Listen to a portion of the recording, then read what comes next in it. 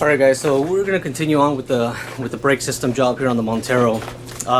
Yesterday, I started this job yesterday, and you know, I took everything apart yesterday. I'll show you here in a minute. I did take the rotors to a local repair shop here, and they turned them for me, $15 each rotor. Seems like they did a pretty good job. I did get the brake pads from O'Reilly, the Wagner brand ones. Seemed like pretty good quality. I'll show you here. So these guys here seems like pretty good brake pads. I got the front and the rear. I also got the lubrication for the pins on the calipers, because it seems like on a couple of calipers the brake pads had uneven wear, so one side was wearing more than the other side. And usually what that means, it means that when the piston comes out, it touches on the disc, and then it's supposed to pull the other one so it can squeeze the disc. And if those pins are not properly lubricated, then that action is not going to happen, or it's going to have a harder time pulling it, and one of the pads is going to wear more than the other side. So it's very important to have those pins properly lubricated with the proper lube. I do have, last time I did this job, I used this lube, and this is pretty good stuff too, but I don't think it lasted very long. It's good initially, but then after a while, after a few weeks or whatever, it loses its lubrication, or it gets stiff. I'm not sure what happens to it, but I'm gonna try this stuff out. I think this stuff will work a little bit better, so we'll see. I'll let you guys know next time. Okay, so everything's gonna go back together. Here's all the parts. Here's the caliper brackets, the two pins, and the two bolts that hold this to the knuckle. Same thing with this side. This is the passenger side. I'm sorry, this is the driver's side, this is the passenger side, and then same thing with the rear. So as you can see on the front, the two pins, the torque specification is 66 foot-pounds for the pins, and then for these two bolts that hold the bracket in place, for the front, we have 83 foot-pounds, and for the rear, for the pins, we have 33 foot-pounds for the pins, and then 74 foot-pounds for the two bolts that hold the bracket in place. So yeah, generally when you have uneven wear on the pads, usually it means that the caliper is not free floating, and these pins are not properly lubricated, or maybe the lubricant just turns a little bit hard and it's not allowing it to move anymore freely. As for the rear, we do have very uneven wear on the driver's side rear. You can tell right here, this one, the one on the right, is much thicker than the one on the left, indicating that these pins, again, were not properly lubricated. And then for the passenger side rear, also there's a little bit of a difference there. Not too much, not as much as the driver's side. Alright guys, as I mentioned before, here's the new brake pads. These are Wagner brand, and it seems like they're pretty good quality. So comes with all the hardware and everything. These brake pads, I'll tell you the price. These guys were $57, and the front ones were $85. Here's the front right here, and again, it does come with all the hardware, and it seems pretty fancy. I don't know, a little bit. Never seen brake pads like these, but anyway. So we're gonna get going with the installation, but one thing I need to do is clean out the rotors here. These little holes that the rotor has, we just got them turned, but inside these little holes, there's buildup. You know, they started to get clogged up a little bit. So I'm gonna use a drill bit, and then just go through each one of those just to clean all the debris out, get everything out of there.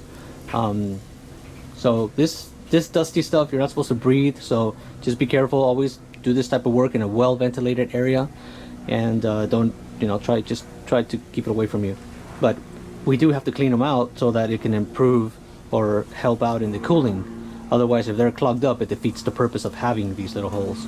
So they're not completely clogged up, but they do have a little bit of cholesterol around. So I'll go ahead and clean those out, and then we'll go from there.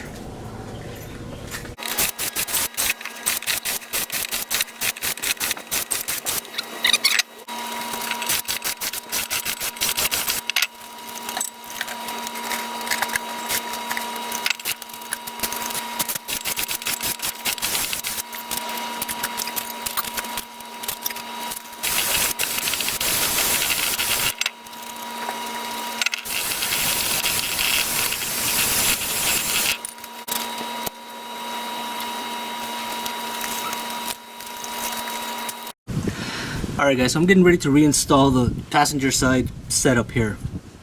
Here, I'm just gonna get the camera here real quick. Here's the caliper up here, and first thing I'm gonna do is install the bracket that goes down here. And here's the little clips that go on here. So these guys go there. This other one goes on this side.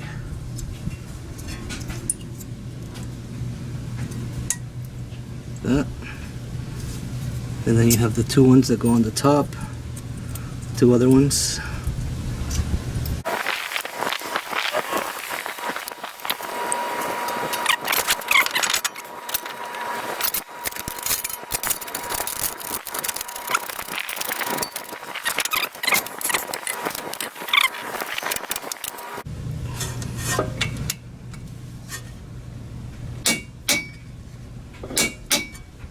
Okay, so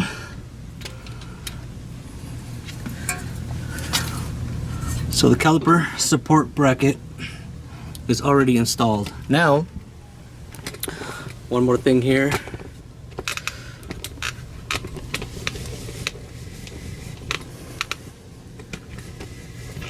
Let's see. Yeah, so here's the caliper. Now, before we put the caliper on here with the new pads, we have to push these pistons back inside, and I'll show you how to do that. But remember, we have to open the reservoir cap, just leave it loose, because fluid's going to be pushed back up there, so it needs a way to ventilate that. And the way we're going to do this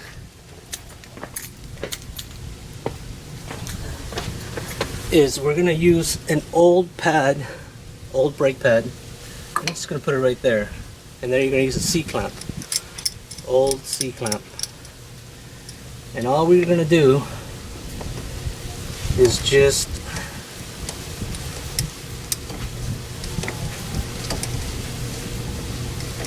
slowly push the pad,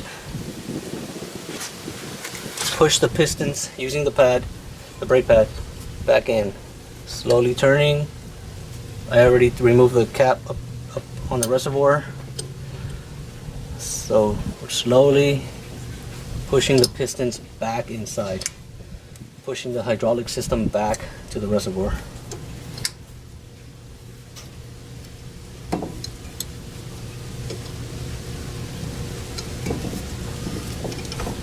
And then once you get in there, you may want to center it a little bit better so it could be a little even.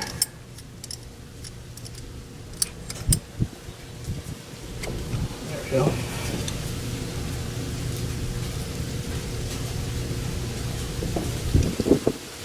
And this is something that you have to take your time with. You can't rush it.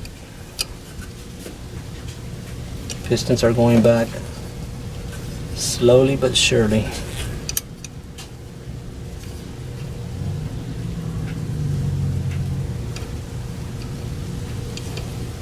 There we go. So now the pistons are all the way inside the caliper. We get our pads in here.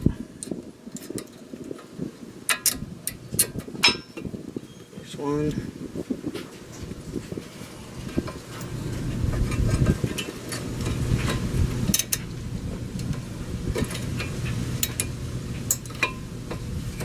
There's two. Got the caliper. And make sure this boot is not kinked. Make sure you don't damage that boot to prevent any dust from getting in there. Let me go with the pins. Just make sure they're really clean.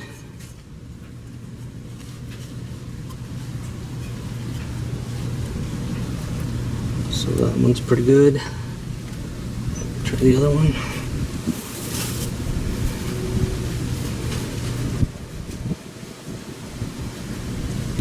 So this one's clean too. Alright, now we get our grease and we put some right on the pin itself. Make sure it's all around like that. And then one thing I like to do is put on the very tip, put a giant dab of lubricant like that. And then, so this guy is going to go in the bottom here. There. We'll tighten it in a little while. Same thing with the one on top. Put enough grease all over the pin, all around.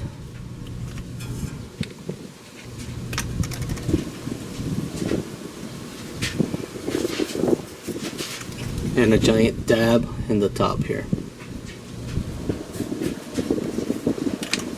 And then insert, there we go. And these start them by hand, make sure it catches.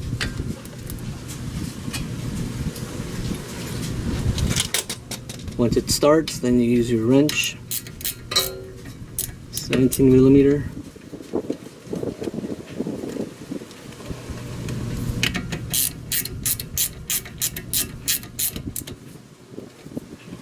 Alright.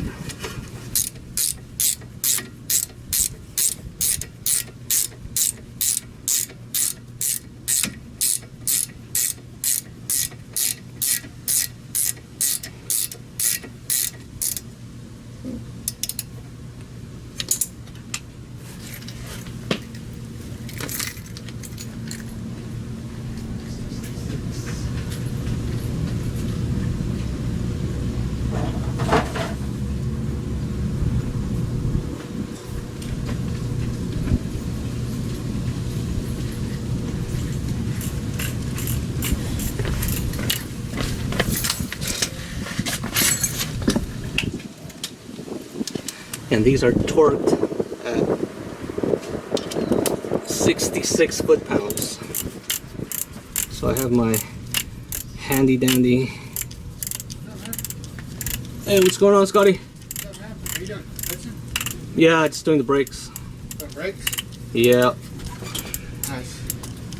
Nice 4th of July this weekend. Yep. Oh, yep. They're still fixing that big project. Still, huh? Yep, still. Oh yeah. 66 foot-pounds. Hang on, Scotty.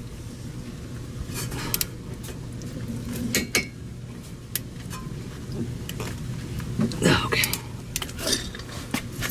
Still, huh? Yep, still. Yep.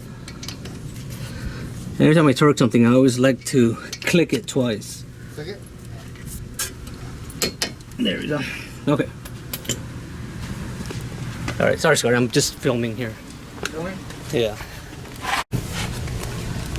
Alright guys, so pretty much that's pretty much it. So it's very simple, as you saw. Now we got the new pads on there, the caliper's installed properly, the caliper bracket is installed properly to the proper spec and everything else.